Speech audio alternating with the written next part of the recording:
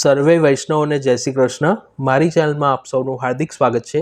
આજે આપણે શ્રી ઠાકોરજીને ભોગ ધરવા માટે દૂધઘર વિભાગની સામગ્રી નારંગીની બરફી સિદ્ધ કરીશું।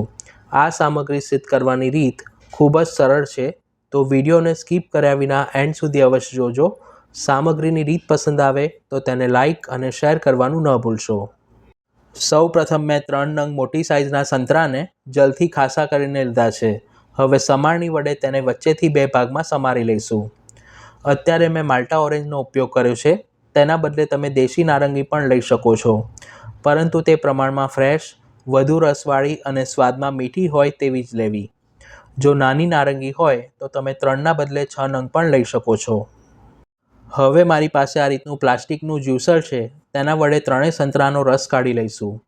તમારી પાસે ઇલેક્ટ્રિક જ્યુસર હોય તો તેનો પણ ઉપયોગ કરી શકો છો, પણ એક વાતની ખાસ સાવધાની રાખવી કે સંતરાના જે બી છે તે સરખી રીતે ગળાઈ જવા જોઈએ। આ રીતે સંતરાનો બિલકુલ પણ પલ્પ ન રહે તે રીતે તેનો રસ કાઢવાનો છે। 3 નંગ સંતરામાંથી આશરે 1.5 થી 1.5 કપ જેટલો રસ તૈયાર થાય છે। આ સામગ્રી કરો ત્યારે સંતરાનો ફ્રેશ રસ જ ઉપયોગમાં લેવો, તો જ સામગ્રી સુંદર સિદ્ધ થશે। હવે એક જાડા તળિયાવાળી કઢાઈમાં 1 ટેબલસ્પૂન ઘી લઈ તેને ધીમી આંચ પર ગરમ કરીશું। ઘી હૂંફાળું ગરમ થાય એટલે તેમાં મેઝરિંગ કપના માપ પ્રમાણે 1 કપ અને વજન પ્રમાણે 200 ગ્રામ ઘરે સિદ્ધ કરેલો દૂધનો મોળો માવો પધરાવીશું અને માવાને 3 થી 4 મિનિટ માટે ધીમી આંચ પર શેકીશું। આ રીતે માવાને શેકવાથી તે પ્રમાણમાં સોફ્ટ થશે અને તેમાંથી ઘી છૂટું પડશે। 1 લીટર ફૂલ ક્રીમ દૂધ ઉકાળીએ તો તેમાંથી 200 ગ્રામ માવો સિદ્ધ થાય છે। દૂધનો માવો ઘરે કેવી રીતે બનાવવો તેની લિંક આઈ બટન પર અને ડિસ્ક્રિપ્શન બોક્સમાં આપી છે। માવામાંથી ઘી છૂટું પડે એટલે તરત જ ગેસ બંધ કરી આપણે જે નારંગીનો રસ કાઢીને રાખ્યો છે તેને ગળણીની મદદથી ગાળીને માવામાં પધરાવીશું। આપણે જ્યુસરમાં રસ કાઢીએ તો નારંગીના જે સૂક્ષ્મ બીજ હોય તે ઘણીવાર રસમાં નીચે એકઠા થતા હોય છે, એટલે તે સામગ્રીમાં અંદર ન જાય તેના માટે આ રીતે ગાળીને ઉપયોગમાં લઈએ તો વધુ સારું। આ સામગ્રીની રીત રસેશ્વર રસથાળ તેમજ વ્યંજન પ્રદીપ પુસ્તકમાં આપી છે। હવે નારંગીના રસને માવાની સાથે તાવેથા વડે સરખી રીતે મિક્સ કરી બંને એકરસ થાય એટલે ફરીથી ગેસ ચાલુ કરી ધીમીથી મધ્યમ આંચ પર મિશ્રણ ઘટ થાય ત્યાં સુધી તેને તાવેથા વડે સતત હલાવતા રહીશું। નારંગીના રસને માવામાં એબ્ઝોર્બ થવામાં આશરે 15 થી 20 મિનિટ જેટલો સમય લાગે છે। આ સામગ્રીમાં આપણે સૂકા કોપરાની છીણ કે મિલ્ક પાવડરનો ઉપયોગ નહીં કરીએ, એટલે તેની કુકિંગ પ્રોસેસ ટોટલ 40 થી 45 મિનિટ જેટલી થાય છે। 10 મિનિટ પછી મિશ્રણની કન્સિસ્ટન્સી રબડી જેવી ઘટ થઈ ગઈ છે। પ્રથમ ગૃહમાં શ્રી મથુરાધીશ પ્રભુને ફાગણ સુદ સાતમ એટલે કે પ્રભુના પાટોત્સવના દિવસે નારંગીની બરફી નિયમથી ભોગ ધરવામાં આવે છે। જો છાંટા ઉડે તો તમે અડધી ચમચી જેટલું ઘી પધરાવી શકો છો। 15 મિનિટ બાદ હવે મિશ્રણની કન્સિસ્ટન્સી શીરા જેવી ઘટ થઈ ગઈ છે, પરંતુ હજુ પણ તે કઢાઈમાંથી છૂટું નથી પડતું, એટલે ટોટલ 20 મિનિટ પછી આ રીતનું ઘટ મિશ્રણ થાય પછી તેમાં મીઠાશ માટે 1/3 કપ ખાંડ પધરાવીશું।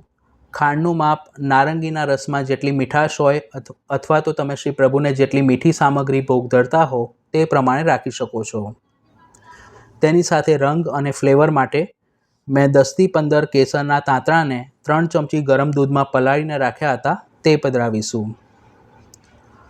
ઠાકોરજી માટે કોઈપણ સામગ્રી સિદ્ધ કરો ત્યારે તેમાં ફૂડ કલર કે એસેન્સનો ઉપયોગ ન કરવો જોઈએ। હવે ખાંડ ઓગળે અને તેનું જલ બળે અને મિશ્રણ કઢાઈમાંથી સેપરેટ થવા લાગે ત્યાં સુધી તેને ધીમીથી મધ્યમ આંચ પર આ રીતે તાવેથા વડે સતત હલાવતા રહીશું। આ સિવાય આપણે નારંગીનો ઉપયોગ કરીને બિલસારું, પનો, મધુરાફલ, નારંગીના રસના બુંદીના લાડુ, સેવના લાડુ, મનોહરના લાડુ, નારંગી ભાત જેવી વિવિધ સામગ્રી સિદ્ધ કરીને ભોગ ધરી શકીએ છીએ। આ રીતે મિશ્રણની કન્સિસ્ટન્સી પૂરણપોળીના પૂરણ જેવી ઘટ થાય એટલે કે મિશ્રણ 90% જેટલું કૂક થઈ જાય પછી છેલ્લે તેમાં 1 ચમચી દેશી ઘી અને સુગંધી માટે 5 ચમચી જેટલો ઇલાયચી પાવડર પધરાવીશું। કોઈપણ લીલા મેવાનો ઉપયોગ કરીને આપણે સામગ્રી સિદ્ધ કરીએ ત્યારે તેમાં ઇલાયચી પાવડરનો ઉપયોગ ખૂબ જ ઓછા પ્રમાણમાં કરવો જોઈએ, જેથી લીલા મેવાની જે નેચરલ ફ્લેવર હોય તે જળવાઈ રહે। આ સિવાય પણ લીલા મેવાનો ઉપયોગ કરીને બીજી ઘણી બધી સામગ્રી મેં ચેનલ પર પોસ્ટ કરી છે।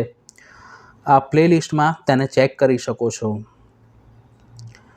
મિશ્રણ કઢાઈમાંથી છૂટું પડવા લાગે એટલે તરત જ ગેસ બંધ કરી દેવો। પછી કઢાઈમાં સાઈડમાં જે મિશ્રણ ચોંટ્યું છે તેને ચમચી વડે ઉખાડી અને સરખું મિક્સ કરીશું। શ્રી મહાપ્રભુજીના ઉત્સવને પણ હવે ફક્ત ગણતરીના દિવસો બાકી છે, તો ઉત્સવ પર પણ આ રીતે સામગ્રી સિદ્ધ કરી પ્રભુને ભોગ ધરી શકાય છે। અત્યારે મિશ્રણ ખૂબ જ ગરમ છે એટલે કઢાઈને ગેસ ઉપરથી નીચે ઉતારી એક સ્ટેન્ડ ઉપર મૂકીશું અને 10 મિનિટ સુધી મિશ્રણને આ રીતે વચ્ચે વચ્ચે હલાવતા રહીશું। એટલે મિશ્રણ નવશેકું ગરમ હોય ત્યારે જ તેને ચોકીમાં ઠારવું। જો ગરમ હશે અને તમે ઠારશો તો બરફીને જામવામાં ઘણો લાંબો સમય લાગશે। 10 મિનિટ પછી હવે મિશ્રણ ઠારવા જેવી કન્સિસ્ટન્સીનું થઈ ગયું છે। મેં એક એલ્યુમિનિયમની ચોકીમાં ઓડી ઇકોબેગ પેપર પાથરીને રાખ્યું છે। આ પેપરનો ઉપયોગ કરવાથી ચોકીને ઘીથી ગ્રીસ કરવાની જરૂર નથી રહેતી। જો તમારી પાસે આ રીતનું પેપર ન હોય તો કોઈ પણ ઊંડી થાળી કે પ્લેટને ઘીથી ગ્રીસ કરીને લઈ શકો છો। બરફીના મિશ્રણને ચોકીમાં પધરાવી અને ઇક્વલ લેવલમાં સેટ કરીશું। આ રીતે ઘીવાળી ચમચી કરી અને સરખું સપાટ કરવું। પછી બરફીની ઉપર આપણે પિસ્તાની કતરણથી સજાવટ કરીશું। શ્રી પ્રભુ માટે કોઈ પણ સામગ્રી સિદ્ધ કરીએ તો તેના ઉપર સજાવટ અવશ્ય કરવી, તો તે સામગ્રી શ્રી પ્રભુને વધુ શોભાય છે। બરફીને 2 કલાક માટે રૂમ ટેમ્પરેચર પર અને પછી 1 કલાક માટે તેને રેફ્રિજરેટરમાં સેટ થવા માટે મૂકીશું। જો આપણા ત્યાં ફ્રીઝમાં સ્ટોર કરવાની અનુકૂળતા ન હોય તો તેને 4 થી 5 કલાક માટે રૂમ ટેમ્પરેચર પર રાખશો તો પણ બરફી સરખી જામી જશે।